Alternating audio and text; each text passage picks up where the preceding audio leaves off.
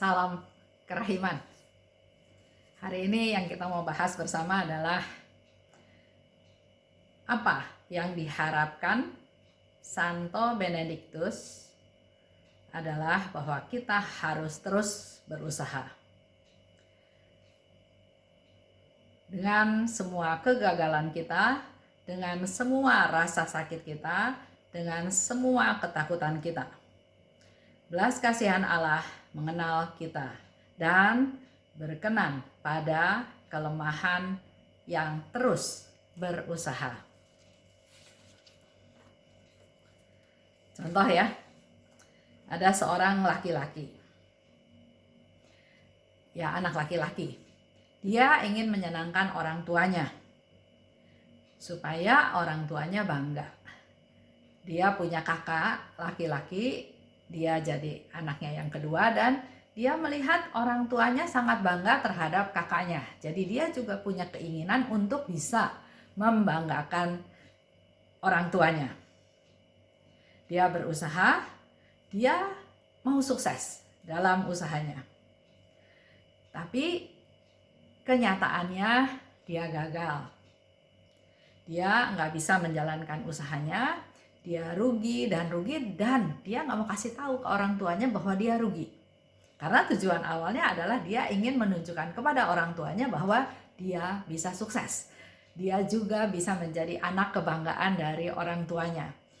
Karena kegagalannya tidak mau diketahui oleh orang tuanya, maka dia melakukan praktek gali lubang tutup lubang dengan harapan bisnisnya di kemudian hari akan bisa membaik dan bisa menutupi kerugian-kerugian yang ada.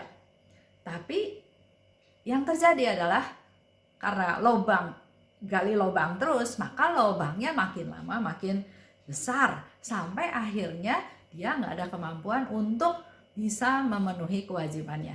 Mulailah dia dikejar hutang dari sana, hutang dari sini, dengan cara halus, dengan cara kasar. Akhirnya dia nyerah karena memang dia nggak punya kemampuan untuk membayar hutang dari usaha gali lubang tutup lubangnya itu. Sampai akhirnya dia dilaporkan masuk penjara. Apa yang terjadi? Ya sempat ketemu sama saya juga ya, kakaknya. Saya bilang, sanggup nggak nutupin utang adiknya? Nggak sanggup.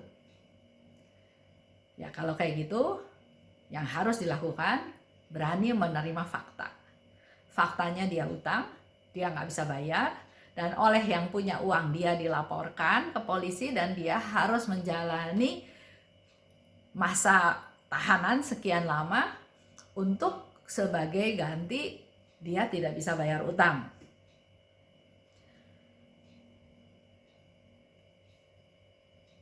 Mau nggak mau ya dia terima ya, akhirnya dia harus menerima fakta tersebut karena memang setelah orang tuanya tahu juga, orang tuanya nggak sanggup untuk menutupi kerugian atau hutangnya si anak ini. Selain kegagalan dalam usaha, dia utang banyak, dia harus masuk penjara, dia mengalami juga kegagalan yang lain, yaitu istrinya meninggalkan dia. Istrinya nggak mau punya suami yang masuk penjara. Dia juga mengalami kegagalan dalam rumah tangganya. Ada rasa sedih, ada rasa sakit, ada rasa putus asa. Juga ada ketakutan. Bagaimana masa depan saya? Bagaimana masa depan anak-anak saya? Itu yang menjadi ketakutan dia. Karena dia gagal, dia mengalami banyak masalah dan dia juga mengalami ketakutan. Sepertinya dunia ini sudah runtuh.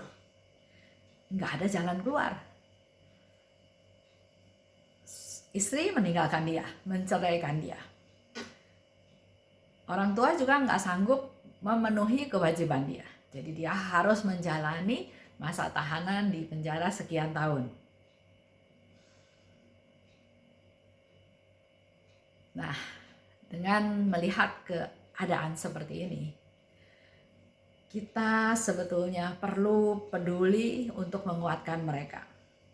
Untuk menemani mereka bahwa mereka tidak sendirian.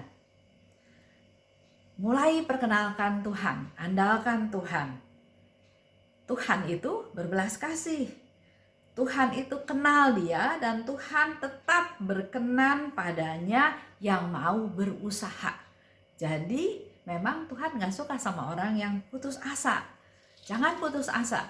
Segala kegagalan, segala kesusahan, segala penderitaan itu tidak hanya dia yang alami, tapi banyak orang yang mengalami. Dan tugas kita adalah orang yang ada di sekitarnya mensupport, mendukung, mendoakan, dan tetap menganggap dia sebagai pribadi, sebagai manusia yang memang perlu dibantu, ditolong, bukan dihina, bukan ditekan, bukan dianggap hopeless ya, bukan dianggap orang yang gak berguna.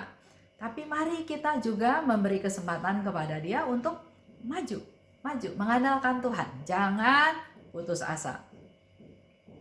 Karena sebetulnya banyak janji Tuhan yang diberikan pada mereka-mereka yang sedang menderita. Kepada kita semua juga. Yesus katakan, jangan takut, aku menyertai kamu. Sebesar apapun dosamu, kerahimanku jauh lebih besar dan tidak terbatas.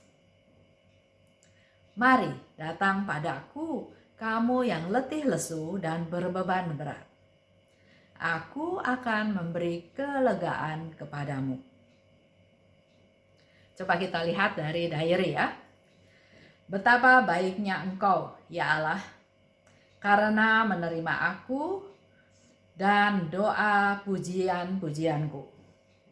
Karena berkenan mengarahkan wajahmu kepadaku dan membuat aku tahu bahwa doaku berkenan kepadamu. Itu bisa dilihat di 1604. Jadi dalam hal ini, kalau Bapak Ibu sedang mengalami kesusahan, atau juga mungkin orang-orang di sekitar kita mengalami kesusahan, tetap beri mereka semangat. Bahwa seperti yang tadi di awal dikatakan, Santo Benedictus mengharapkan ya bahwa kita harus terus berusaha, jangan putus asa.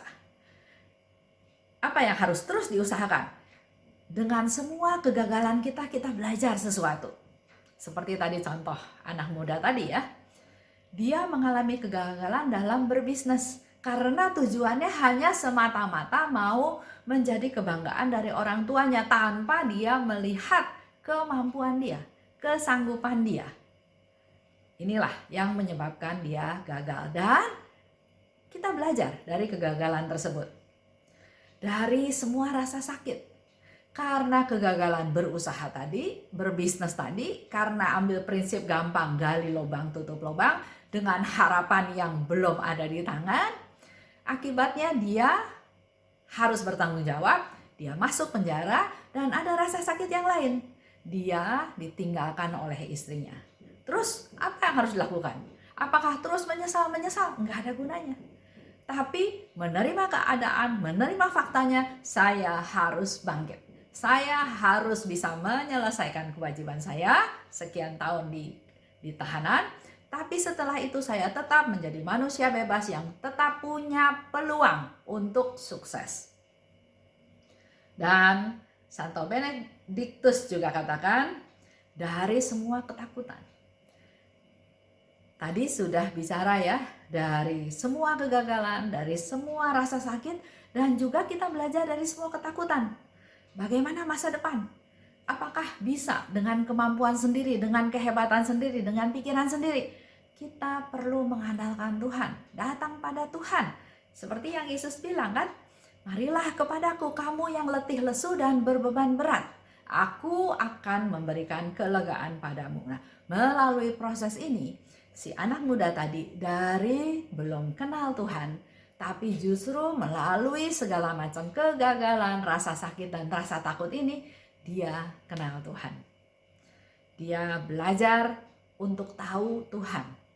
Tuhan yang pengampun, Tuhan yang berbelas kasih, Tuhan yang memberi dia kekuatan, Tuhan yang memberi dia kesempatan baru. Yang dia bisa tahu tidak hanya semata-mata membaca firman, tapi melalui sikap orang-orang di sekitarnya yang mensupport, yang mengampuni, yang memaklumi, yang mendukung, mensupport dia. Belas kasihan Allah mengenal kita, tahu siapa kita. Dan belas kasihan Allah berkenan pada kelemahan yang terus berusaha. Jadi jangan stop di tengah jalan, tapi terus berusaha. Maka kita akan terus menerima belas kasihan Tuhan. Tuhan akan tahu kelemahan kita, Tuhan akan memaklumi kepapaan kita, ketidakberdayaan kita, dan Tuhan akan terus melimpahkan rahmat-Nya kepada mereka yang berusaha. Itu aja untuk hari ini. Salam kerahiman.